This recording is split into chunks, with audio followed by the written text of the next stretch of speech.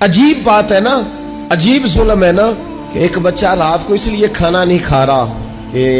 اس کی مرضی کا پکا ہوا نہیں، اور ایک طرف میرے ہی وطن میں اس ویڈیو نے بھی میری چیخیں نکلوا دی جس میں ایک بیٹی، اور اس کی عمر بھی بالکل اتنی ہے جتنی میری بیٹی کی عمر ہے، اس سے وہ صحافی پوچھتا ہے، پاؤں اس کے ننگے ہیں اور پاؤں پہ کیڑے چڑھ رہے ہیں، پانی جو چاروں جانب ہے، تو اس سے پوچھتا ہے پتر کیا چاہیے؟ وہ کہتی ہے صرف روٹی کھانی ہے، کوئی مطالبہ نہیں، کوئی مطالبہ نہیں، روٹی دا دکھ نہ پوچھو، یہ روٹی بندہ کھا جاندی جی، روٹی بندہ کھا جاتی۔ تو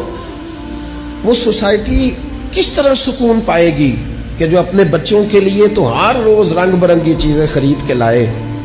اور بالکل ان کے 5-7 گھنٹے کے فاصلے پر وہ لوگ بھی موجود ہوں جو کہیں صرف ایک ٹائم روٹی مل جائے۔